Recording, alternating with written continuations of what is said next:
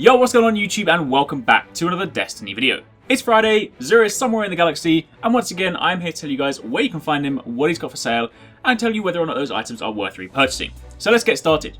This week, for a nice change of pace, Xur is in the reef, so he's only ever in one location. Go down the stairs, run down here, and this door is now open today, and you run in here and this is where you'll find him. So, now you know where to find him, let's take a look at what he has for sale. First up this week for Titans, you have an exotic helm, the Helm of Saint 14. One of the best Titan exotics, so if you don't have this, do make sure you pick it up. Perks on this one will give you increased melee attack speed, you get more super energy gained from non-guardian kills, and your Ward of Dawn blinds enemies who enter it. It has also been confirmed that the Helm of Saint 14 will be a year 2 exotic in Destiny the Taken King, so this is definitely going to be one you're going to want to hang on to for raids. The stat roll on this one this week is 125 intellect when maxed, and when comparing that to the various min max values, the lowest you'll ever see this is with 79 intellect, and the highest is 136. So this one is at the higher end of the spectrum, while obviously not the highest.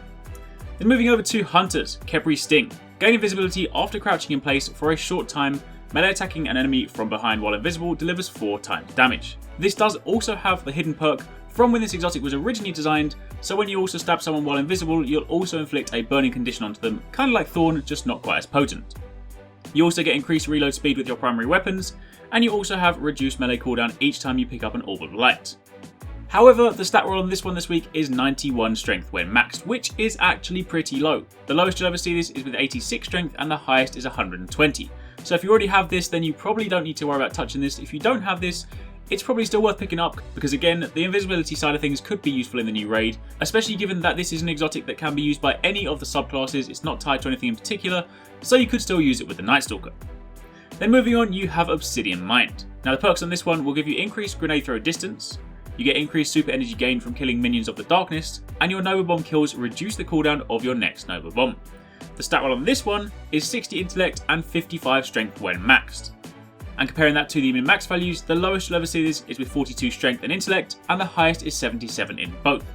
So on the intellect front, this is at the slightly higher end of the spectrum, whilst the strength is a little bit low.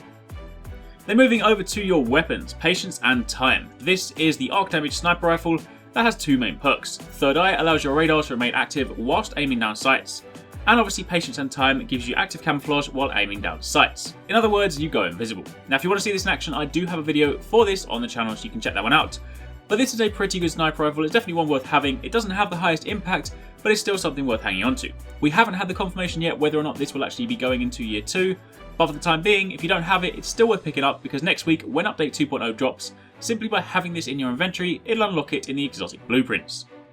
Aside from that, you can obviously stock up on exotic shards, which is something you probably should do given that they will be used in the Taken King, and obviously you have an exotic helmet engram if you want to try your luck.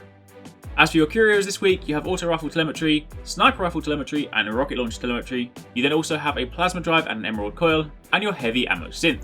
Now it might be worth stocking up on some of these in preparation for the Taken King, partly because when you go into raids you'll typically want to use heavy weapons anyway, but mainly because when swords drop, you're going to want to use your sword a lot, and swords use heavy ammo.